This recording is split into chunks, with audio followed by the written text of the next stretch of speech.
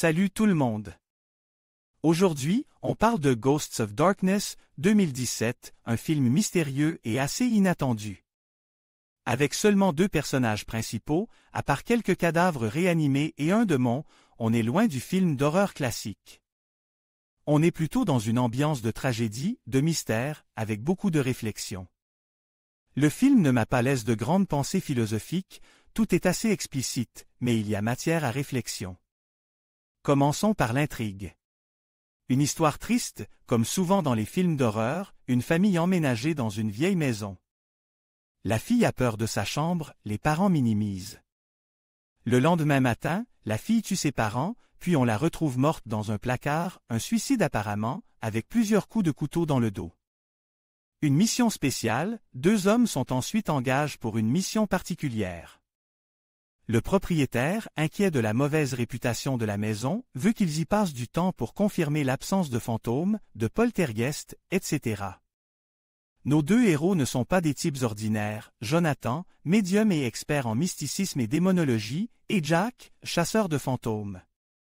Et démasqueur de charlatans, dont Jonathan. L'un croit au paranormal, l'autre pas du tout.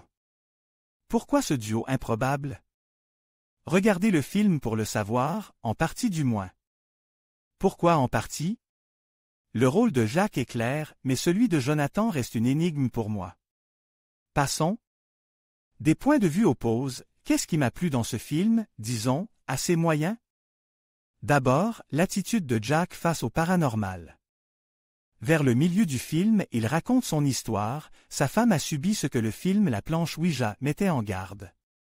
Il n'a pas cru à une possession, pensant qu'elle était devenue folle à cause de son intérêt pour le paranormal et que les médiums l'avaient poussé au suicide.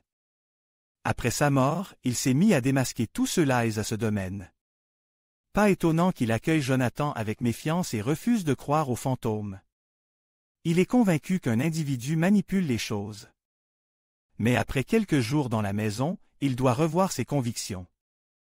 Leur confrontation est vraiment intéressante.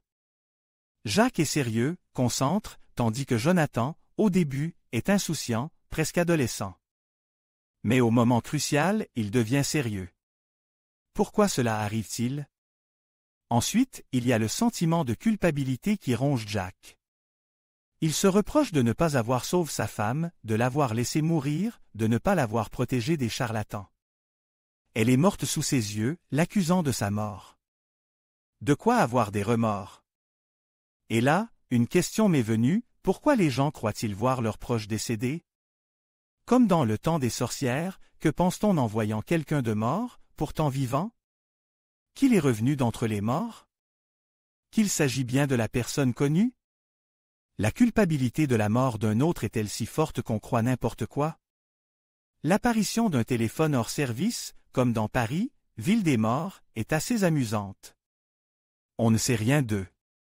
3e point, Jonathan, malgré son apparence de farceur, prouve son professionnalisme.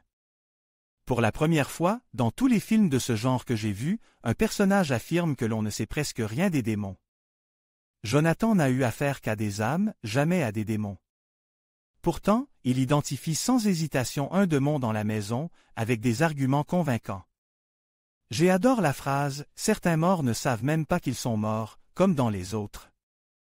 Un film captivant, étonnamment, un grimoire utilise comme accessoire contient un sort fonctionnel, même s'il n'exorcise pas complètement le démon. Je vous le dis, il ne gagne pas cette fois-ci. J'ai presque tout raconte, mais je vous assure que le film reste captivant.